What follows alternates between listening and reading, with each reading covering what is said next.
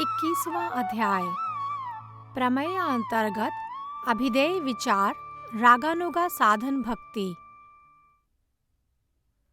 वैद्य साधन भक्ति संबंधी विचारों को सुनकर विजय कुमार और ब्रजनाथ बड़े ही प्रभावित हुए।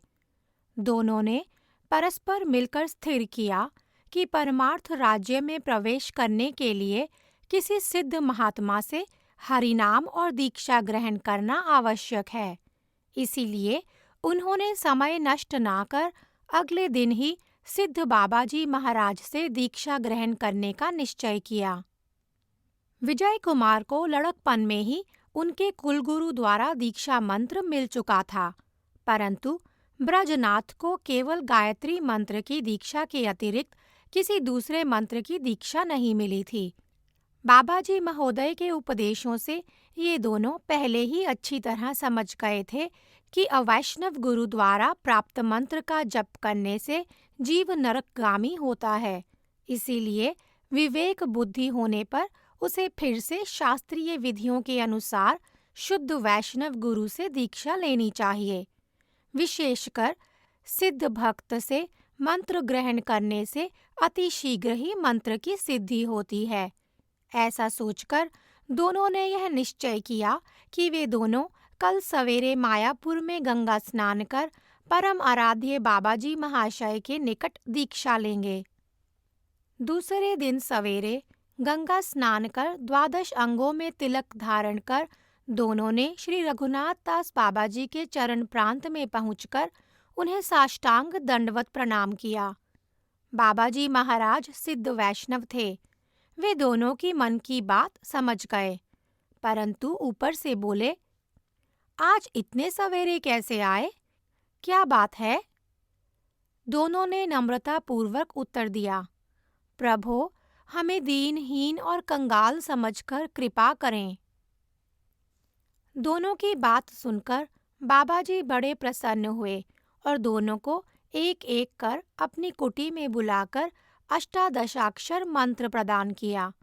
मंत्र पाकर वे दोनों जप करते करते महाप्रेम में मत्त होकर जय गौरांग बोलकर नृत्य करने लगे।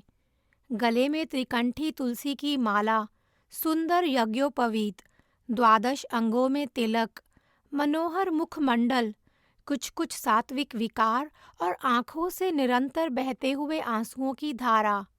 ऐसा सुंदर रूप देखकर बाबाजी दोनों को गले से लगाते हुए बोले, आज तुम लोगों ने मुझे पवित्र कर दिया। वे दोनों बाबाजी की चरण धूलि को बारंबार आस्वादन करते हुए मस्तक पर और सारे अंगों में मलने लगे। इधर ब्रजनाथ के पूर्व व्यवस्था अनुसार उनके 2 नौकर श्रीमन महाप्रभु के भोग की प्रचुर सामग्री लेकर उपस्थित हुए। विजय कुमार और ब्रजनाथ ने हाथ जोड़कर उन भोग सामग्रियों को भोग लगाने के लिए प्रार्थना की। श्रीवास अंगन के अधिकारी महोदय ने पुजारी के द्वारा भोग प्रस्तुत करवाकर श्री पंचतत्व को समर्पण किया। शंख और घंटा बज उठे। वैष्णवजन झांझर, करताल और मृदंग लेकर श्रीमन महाप्रभु के सामने भोग आरती का गान करने लगे। धीरे धीरे बहुत से वैष्णवजन एकत्र हो गए। बड़े समारोह के साथ भोग संपन्न हुआ। प्रसाद पाने के लिए नाट्य मंदिर का स्थान स्थिर हुआ। हरेर नाम की उच्च ध्वनि को सुनकर अपना अपना जलपात्र लेकर सभी वैष्णव एकत्रित हुए। महाप्रसाद की महिमा के पद जोर जोर से गाए जाने लगे। तदनंतर सबने प्रसाद पाना आरंभ किया।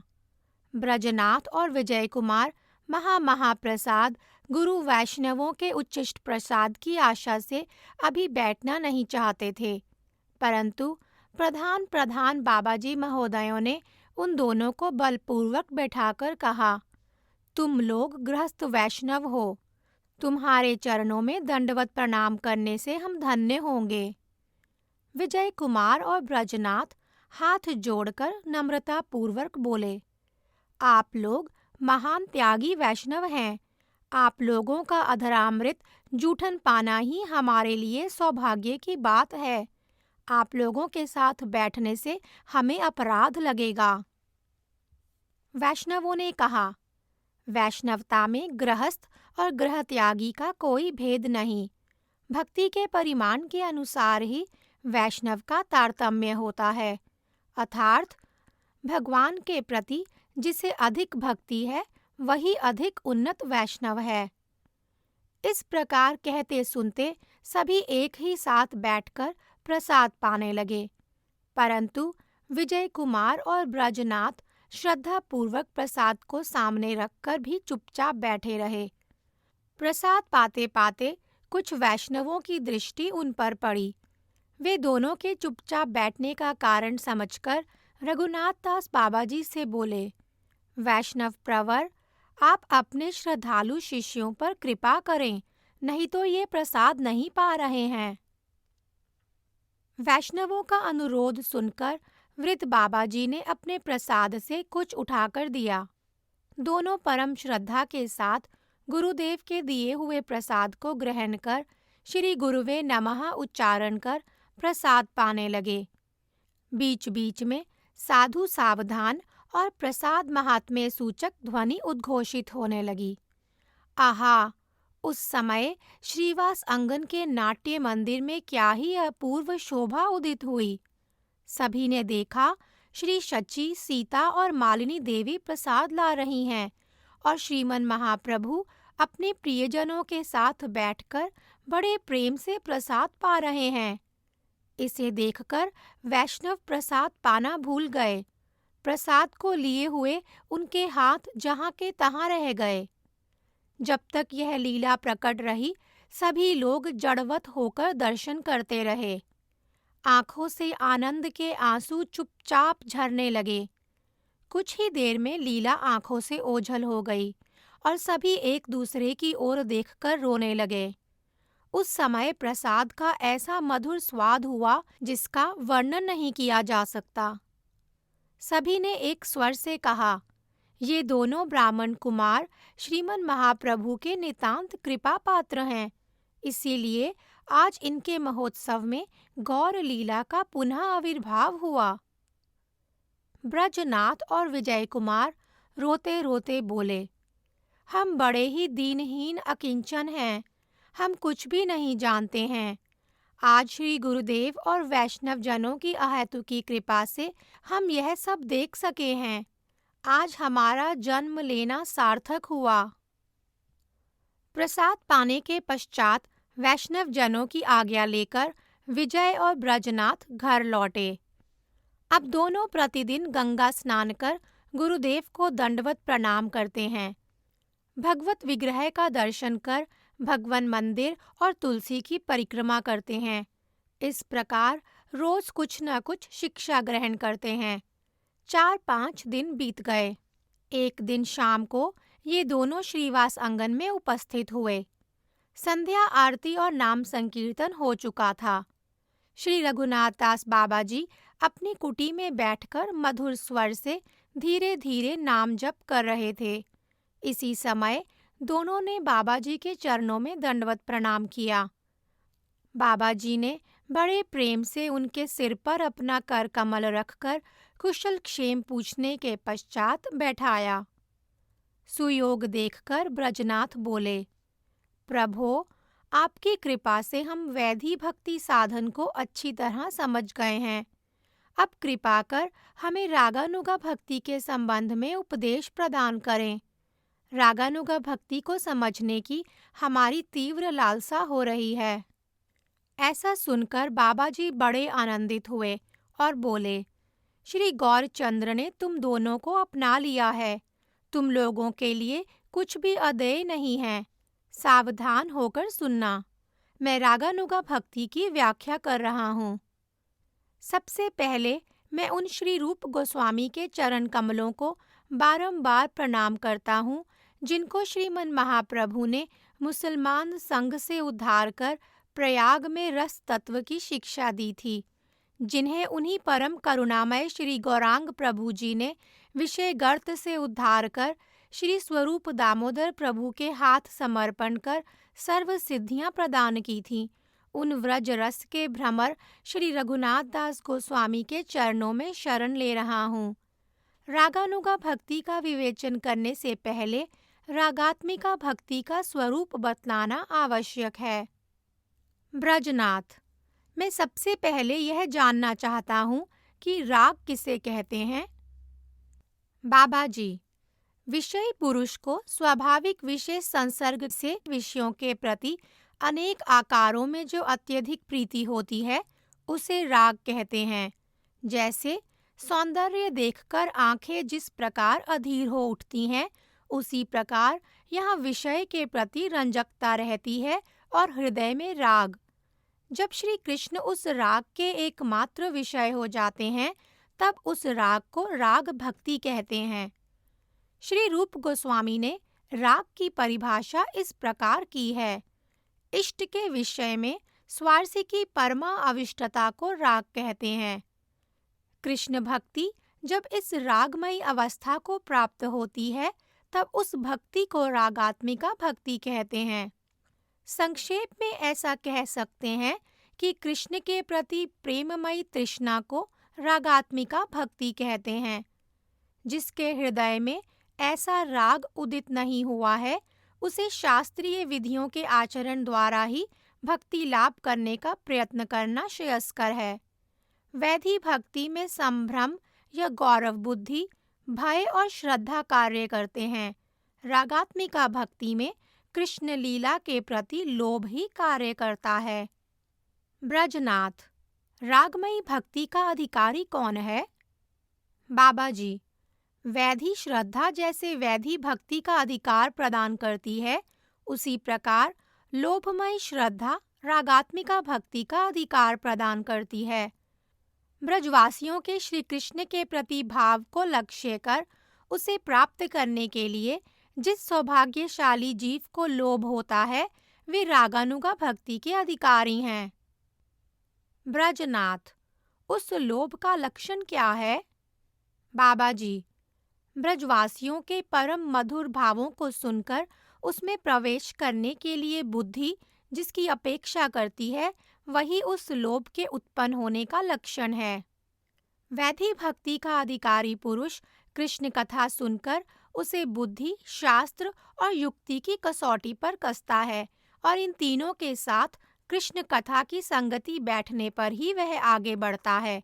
परंतु राग मार्ग में ऐसी बात नहीं है। इस मार्ग में बुद्धि, शास्त्र और युक्ति की अपेक्षा नहीं होती।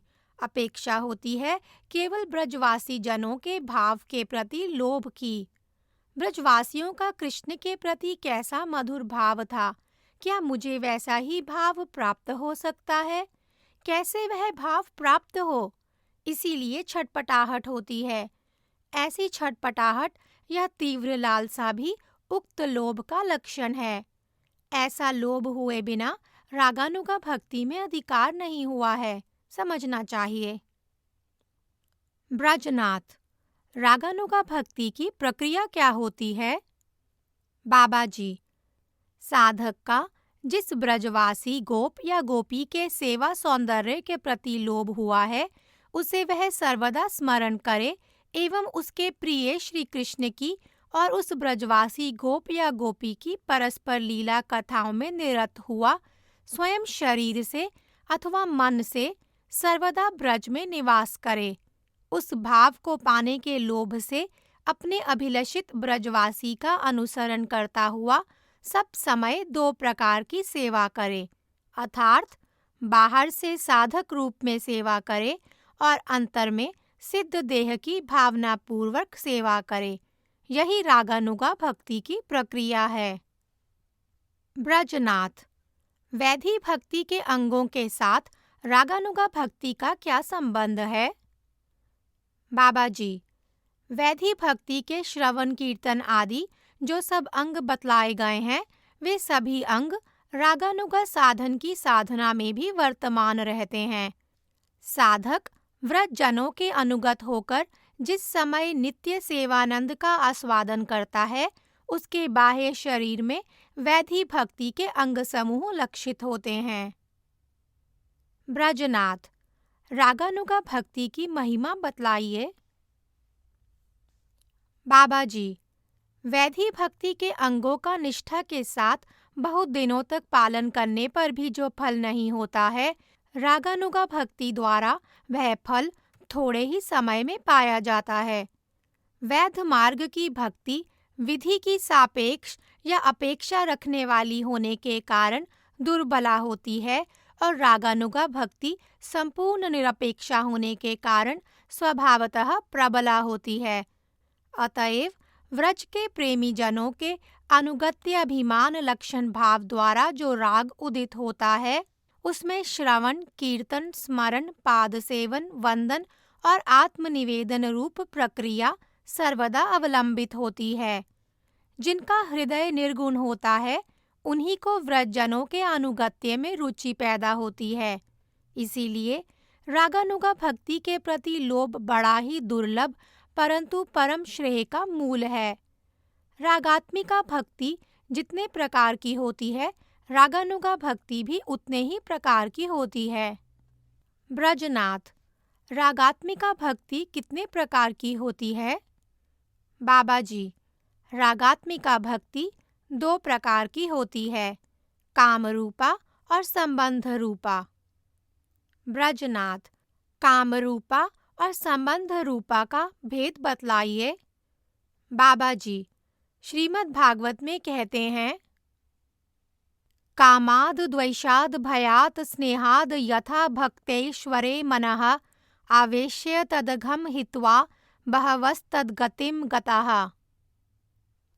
गोप्यः कामाद भयात कंसो द्वेषाच्च चैदाद्ययो नृपाः संबंधाद वृष्णयः स्नेहाद यूयं भक्तया वयम विभो। श्रीमद् भागवतम 11:29-30। इसका तात्पर्य यह है कि काम, द्वेष, भय और स्नेह से अपने मन को भक्ति में आविष्ट कर उन भावों के दोषों का त्याग कर अनेकों मनुष्य भगवत गति को प्राप्त हुए हैं। गोपियों ने काम से, कंस ने भय से, शिशुपाल आदि राजाओं ने द्वेष से, यदुवंशियों ने परिवार के संबंध से, तुम पांडवों ने स्नेह से और हम नारद आदि ऋषियों ने भक्ति से अपने मन को भगवान में लगाकर भगवत गति पाई है।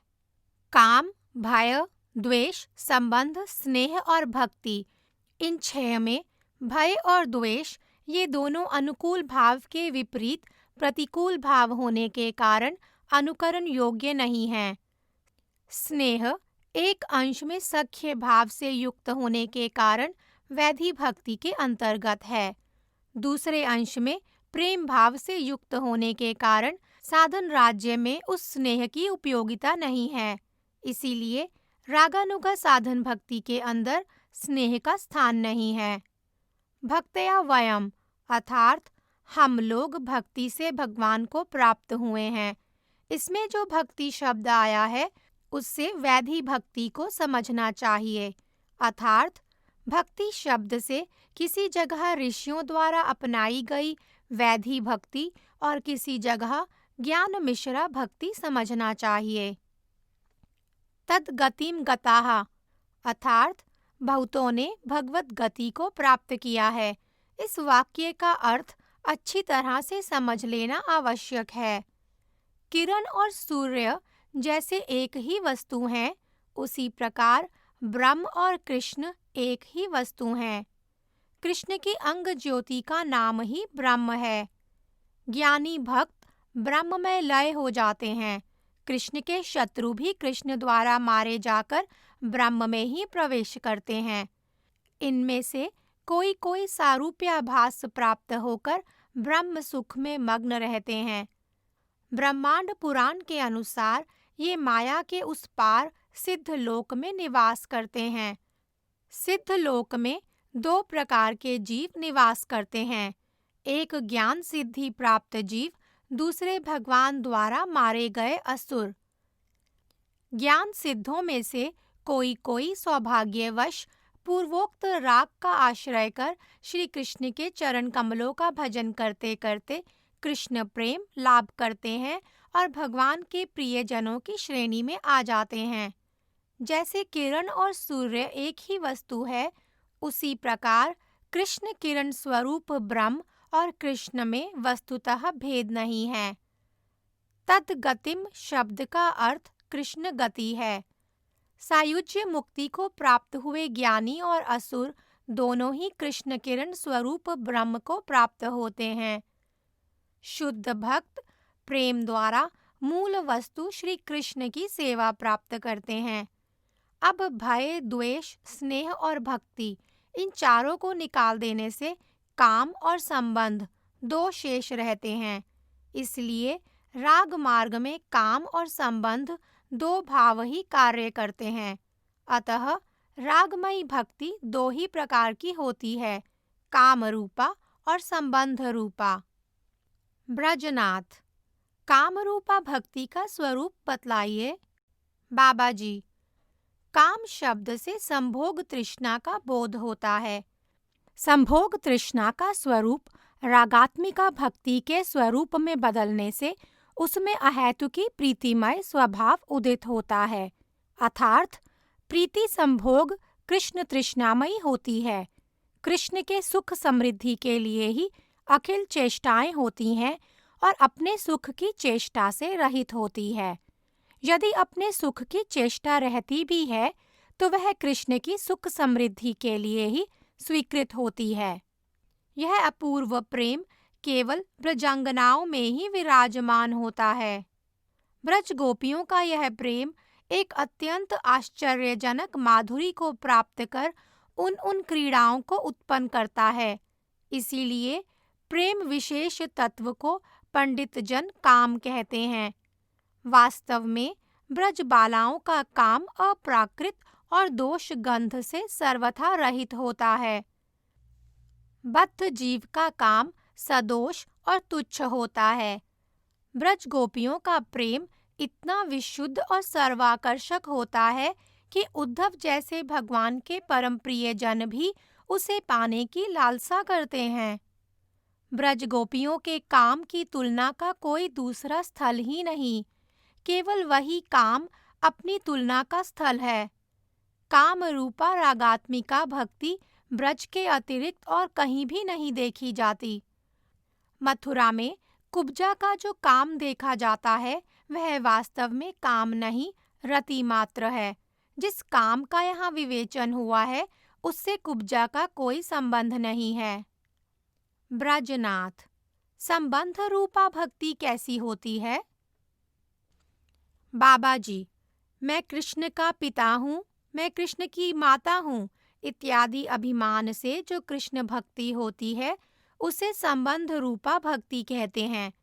ब्रज में नंद बाबा और यशोमती मैया संबंध रूपा भक्ति के उदाहरण हैं। जैसा भी हो, काम और संबंध भाव से शुद्ध प्रेम का स्वरूप पाया जाता है। इसीलिए ये दोनों भाव नित्य सिद्ध भक्तों के आश्रय हैं। रागानुगा भक्ति के विवेचन में इनका केवल उल्लेख मात्र किया गया है। अब देखो, कामानुगा और संबंधानुगा के भेद से दो प्रकार की रागानुगा साधन भक्ति होती है। ब्रजनाथ, कामानुगा रागानुगा साधन भक्ति के संबंध में बतलाइए। बाबा जी, काम रूपा भक्ति की अनुगामिनी तृष्णा को ही कामानुगा कहते हैं। यह दो प्रकार की होती है, संभोगेच्छामयी और तत्तद्भावेच्छामयी। ब्रजनाथ, संभोगेच्छामयी कैसी होती है? बाबा जी, संभोगेच्छामयी केली तात्पर्यमयी होती है। केली का अर्थ क्रीड़ा से है। ब्रज देवियों के साथ कृष्ण की अप्राकृत क्रीड़ा को ही संभोग कहते हैं। ब्रजनाथ, तत्तद्भावेच्छामयी कैसी होती है? बाबा जी, व्रज युथेश्वरियों का कृष्ण के प्रति जो मधुर भाव होता है वैसे ही मधुर भाव की जो कामना होती है उसे तत्तद्भावेच्छात्मिका कहा जा सकता है। ब्रजनाथ, यह दो प्रकार की रागानुगा साधन भक्ति कैसे उदित होती है? बाबा जी, श्री कृष्ण मूर्ति की माधुरी का दर्शन कर एवं श्री कृष्ण की मधुर लीला कथाओं का श्रवण कर उन भावों के लिए जिनके हृदय में तीव्र लालसा होती है, वे लोग ही कामानुगा और संबंधानुगा रागानुगा भक्ति के साधन में प्रवृत्त होते हैं। ब्रजनाथ, श्री कृष्ण पुरुष हैं, ब्रज देवियां प्रकृति अर्थात स्त्री हैं। केवल स्त्रियों का ही रागानुगा भक्ति में अधिकार देख रहा हूँ। पुरुषों का यह भाव कैसे हो सकता है? बाबा जी, जगत में वर्तमान रहने वाले जीव अपने अपने स्वभाव भेद के अनुसार 5 प्रकार के रसों के आश्रय होते हैं। ये 5 रस हैं: शांत, दास्य, सख्य, वात्सल्य और मधुर। इनमें से दास्य, सख्य, वात्सल्य और मधुर, इन 4 रसों के आश्रय व्रजवासी जन हैं। दास्य, सख्य और पितृत्व अभिमानी वात्सल्य, ये 3 रस पुरुषों के भाव हैं। जिनकी इन रसों में प्रवृत्ति होती है, वे पुरुष भाव से कृष्ण की सेवा करते हैं। माता का वात्सल्य और श्रृंगार, ये 2 स्त्री भाव युक्त रस हैं।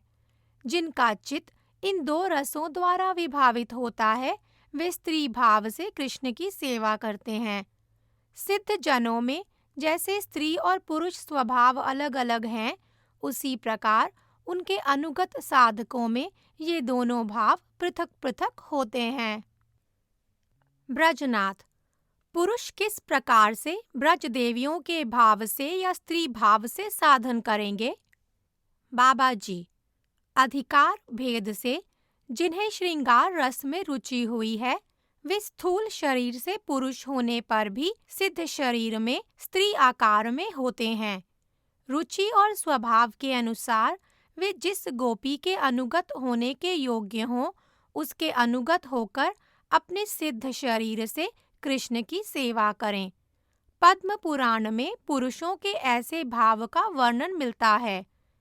जैसे दंडकारण्यवासी महर्षियों ने श्री रामचंद्र का परम सुंदर रूप देखकर पति भाव से उनका भजन किया था, वे महर्षि गण ही श्री गोकुल लीला में स्त्रीत्व लाभ कर गोपी शरीर में काम रूपा रागमयी भक्ति द्वारा हरि सेवा में प्रवृत्त हुए।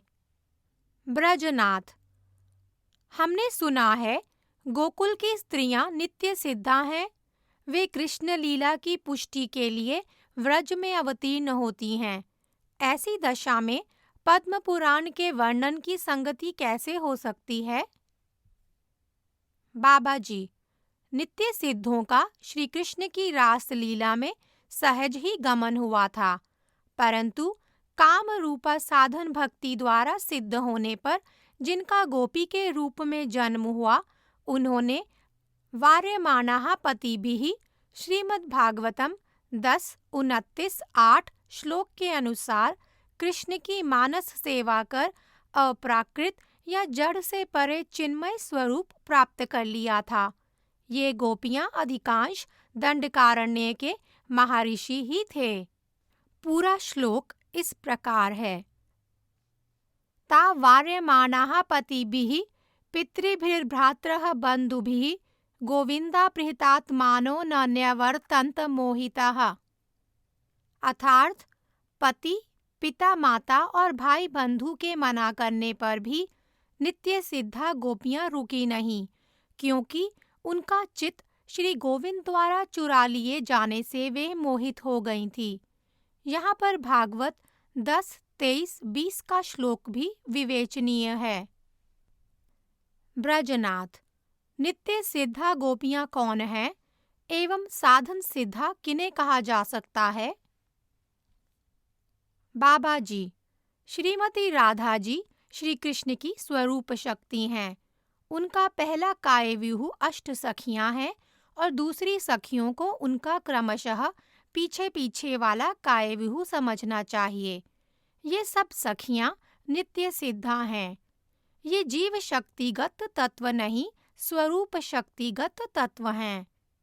ब्रज की सामान्य या साधारण सखियां जो साधन द्वारा सिद्ध होकर श्रीमती राधा के परिकरों के अनुगत होती हैं, वे साधन सिद्ध जीव हैं। आह्लादिनी शक्ति का बल पाकर ये व्रज की नित्य सिद्धाओं के साथ सालोक्य प्राप्त की हुई होती हैं। जो जीव रागानुगा मार्ग से श्रृंगार रस की साधना कर सिद्धि को प्राप्त करते हैं, वे उन साधन सिद्धा सखियों की श्रेणी प्राप्त करते हैं। इनमें से जो रिरमसा अर्थात कृष्ण के साथ रमण करने की इच्छा से केवल विधि मार्ग में सेवा करती हैं, वे द्वारिकापुरी में महिषी या रानी की श्रेणी लाभ करती हैं।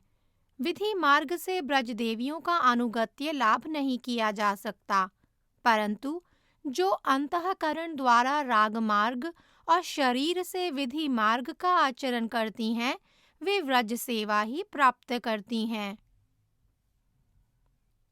ब्रजनाथ, रिरमसा अर्थात रमन की वासना किस प्रकार पूरी की जा सकती है? बाबा जी, जिन्हें कृष्ण के प्रति महिषी भाव अच्छा लगता है, वे धृष्टता छोड़कर गृहिणी की तरह कृष्ण की सेवा करना चाहती हैं।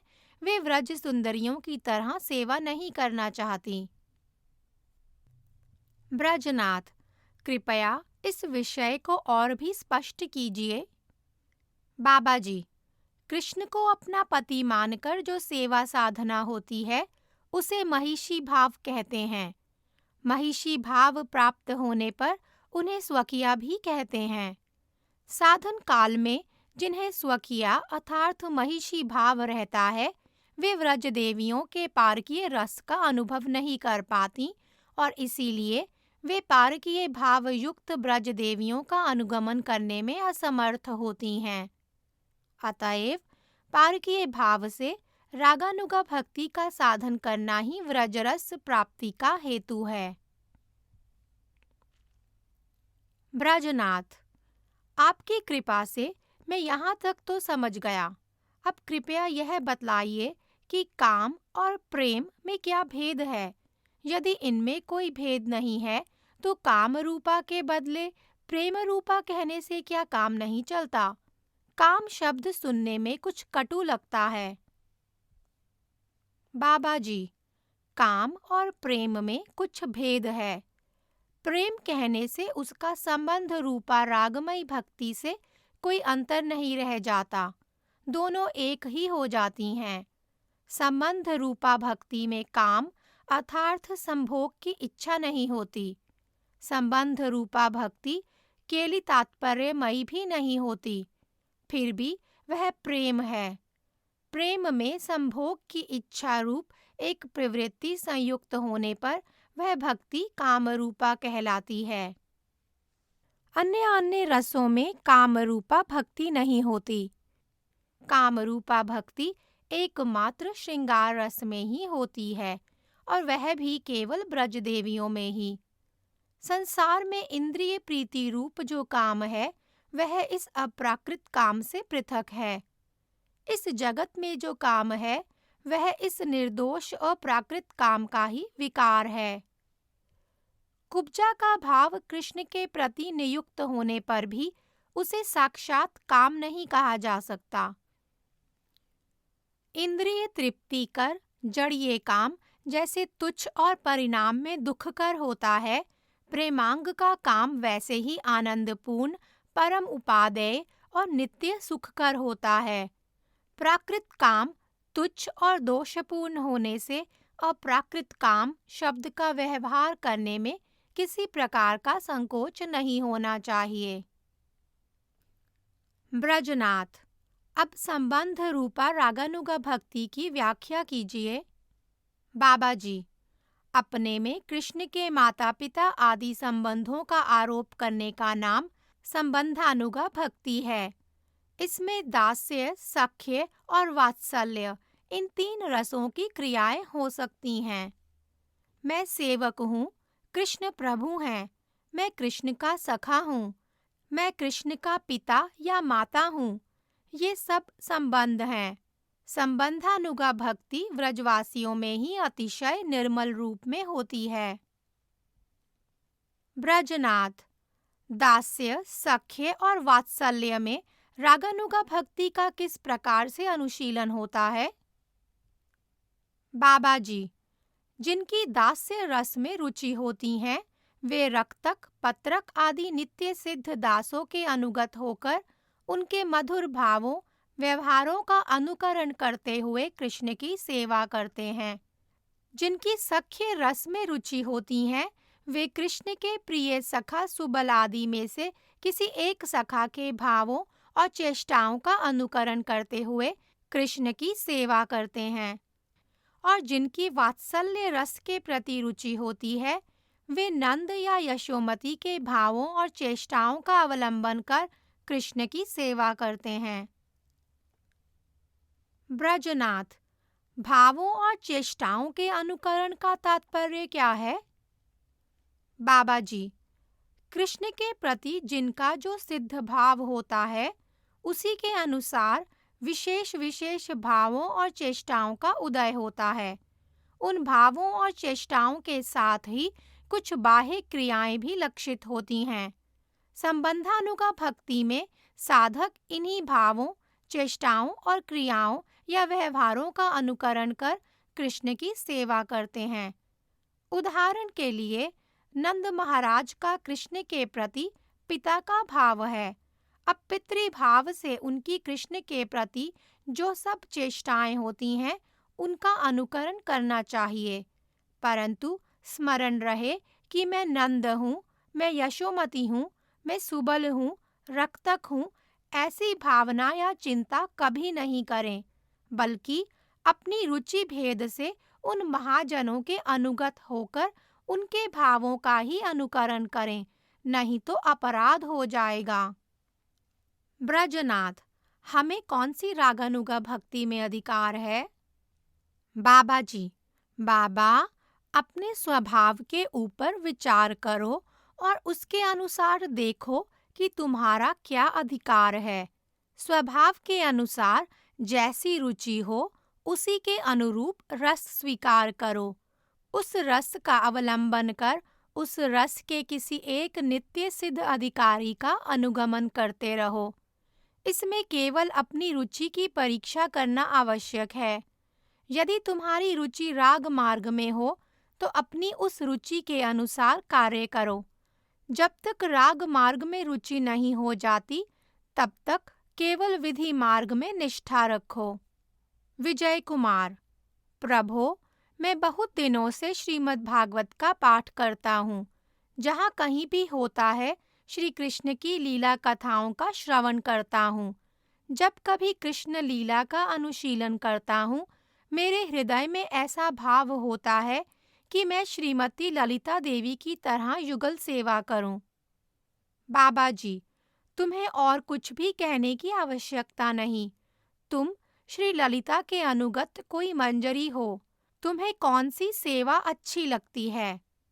विजय, मैं चाहता हूँ कि श्री ललिता देवी मुझे पुष्प की मालाएं गूंथने की आज्ञा दें। मैं सुंदर सुंदर कोमल कोमल पुष्पों से सुंदर सुंदर हार गूंथकर उसे श्रीमती ललिता सखी के कर कमलों में दूं और वो मेरे प्रति कृपापूर्ण हास्य भरी चितवन से देखकर उस पुष्पहार को राधा कृष्ण के गले में डाल दें। बाबा जी, तुम्हारी वैसी सेवा साधना सिद्ध हो, मैं आशीर्वाद देता हूँ। बाबा जी का स्नेहपूर्ण आशीर्वाद सुनकर विजय कुमार की आंखें भर आईं। वे श्री गुरुदेव बाबा जी के चरणों में गिरकर रोने लगे। उनका वैसा भाव देखकर बाबा जी बोले, बाबा, तुम निरंतर उसी भाव से रागानुगा भक्ति का साधन करो और बाहर से वैधि भक्ति के साधन अंगों का नियमित रूप से आचरण करते रहो। विजय कुमार की संपत्ति देखकर ब्रजनाथ हाथ जोड़कर नम्रता पूर्वक बोले, प्रभो, मैं जब भी श्री कृष्ण लीला का अनुशीलन करता हूँ, सुबल के अनुगत रहकर कृष्ण की सेवा करने को मेरा जी चाहता है। बाबा जी, तुम्हें कौन सी सेवा अच्छी लगती है? ब्रजनाथ, जब बछड़े चरते चरते दूर निकल जाते हैं, तब सुबल सखा के साथ उन बछड़ों को लौटा लाना मुझे बड़ा अच्छा लगता है। कृष्ण एक जगह बैठकर वंशी बजाते रहें और मैं सुबल की आज्ञा से बछड़ों को जल पिलाकर भैया कृष्ण के निकट ला दूं, ऐसी मेरी इच्छा होती है। बाबा जी, मैं आशीष देता हूँ, तुम सुबल के अनुगत होकर कृष्ण की सेवा करो। तुम सख्य रस के अधिकारी हो। आश्चर्य की बात हुई, उसी दिन से विजय कुमार के चित्त में श्रीमती ललिता की दासी होने का भाव उपस्थित हो गया। वे वृद्ध बाबा जी को श्री ललिता के रूप में दर्शन करने लगे। विजय कुमार बोले, प्रभो, इस विषय में और क्या जानने को बाकी है, कृपया आज्ञा करें। बाबा जी, और कुछ भी बाकी नहीं है, केवल तुम्हारे सिद्ध शरीर के नाम, रूप, वसन आदि तुम्हें जानने आवश्यक हैं। तुम कभी अकेले आना, मैं बतला दूंगा। जैसी आज्ञा, विजय कुमार ने दंडवत प्रणाम करते करते उत्तर दिया। ब्रजनाथ उसी दिन से बाबा जी को सुबल के रूप में देखने लगे। बाबा जी ने ब्रजनाथ से कहा, तुम भी किसी समय अकेले मेरे पास आना, मैं तुम्हारा सिद्ध नाम, रूप और वसन भूषण बतला दूंगा। ब्रजनाथ दंडवत प्रणाम करते करते बोले, जैसी आज्ञा। ब्रजनाथ और विजय कुमार ने अपने को कृतार्थ माना और उसी दिन से वे परम आनंद से रागानुगा मार्ग की सेवा में नियुक्त हो गए। बाहर से सब कुछ पहले जैसा ही रहा, परंतु अंतर का भाव पलट गया। विजय कुमार का बाहरी व्यवहार पुरुष जैसा ही रहा, परंतु अंतर में स्त्री भाव उदित हो गया है। ब्रजनाथ के अंतर में गोप बालक का स्वभाव पैदा हो गया है। रात अधिक हो गई थी। दोनों हरि नाम की माला पर हरे कृष्ण कृष्ण कृष्ण हरे हरे, हरे राम राम राम हरे हरे, गुरु के दिए हुए इस नाम रूप महामंत्र का गान करते करते घर लौटे। रात के 12 बजे थे। चंद्र की चारों चंद्रिकाएं पृथ्वी पर मानो रजत राशि की वर्षा कर रही थी। मनमोहक मलयानिल मस्त होकर बह रही थी। लक्ष्मण टीले के पास सुंदर और निर्जन स्थान में एक आंवले के पेड़ के नीचे बैठकर दोनों परस्पर बातचीत करने लगे। विजय कुमार, ब्रजनाथ, हमारे मन की साधें पूर्ण हुई। वैष्णवों की कृपा से हम पर अवश्य ही श्री कृष्ण की कृपा होगी। अब यह विचार करना है कि हमें आगे क्या करना है। ब्रजनाथ, तुम सरल चित्त से मुझे यह बतलाओ कि तुम क्या करना चाहते हो। विवाह करोगे या परिव्राजक सन्यासी बनोगे? मैं इस विषय में तुम पर किसी प्रकार का दबाव नहीं देना चाहता। तुम्हारी माँ को समझाने के लिए केवल तुम्हारे मन की बात मात्र जानना चाहता हूँ। ब्रजनाथ, मामा, आप मेरी भक्ति के पात्र हैं, तिस पर भी पंडित और वैष्णव हैं। पिताजी के अभाव में आप ही घर के मालिक हैं। आप जैसी आज्ञा देंगे, मैं उसी पथ पर चलने के लिए तैयार हूँ। विवाह करने पर संसार में आसक्त होकर परमार्थ से च्युत ना हो जाऊं, इसीलिए विवाह से जी घबराता है। आपका क्या विचार है? विजय, मैं इस विषय में तुम पर कोई दबाव नहीं डालना चाहता। तुम स्वयं ही विचार कर बतलाओ। ब्रजनाथ, मेरे विचार से श्री गुरुदेव की आज्ञा लेकर कार्य करना अच्छा है। विजय, अच्छी बात है। कल प्रभुपाद से इस विषय की आज्ञा लूंगा। ब्रजनाथ, मामा, आपका विचार क्या है? आप गृहस्थ बनेंगे अथवा परिव्राजक? विजय, बाबा, मेरा भी तुम्हारे जैसा ही अभी अस्थिर सिद्धांत है। कभी सोचता हूँ गृहस्थ धर्म को तिलांजलि देकर परिव्राजक हो जाऊं, और कभी सोचता हूँ ऐसा करने से कहीं ऐसा ना हो कि हृदय शुष्क हो जाए और भक्ति रस से भी वंचित ना होना पड़े। इसीलिए इस विषय में श्री गुरुदेव की आज्ञा के अनुसार ही कार्य करना अच्छा समझता हूँ। वे जैसी आज्ञा देंगे वैसा ही करूँगा। रात अधिक हुई जानकर मामा भागिने हरिनाम करते करते घर लौटे और प्रसाद पाकर सो गए। 21वां अध्याय समाप्त।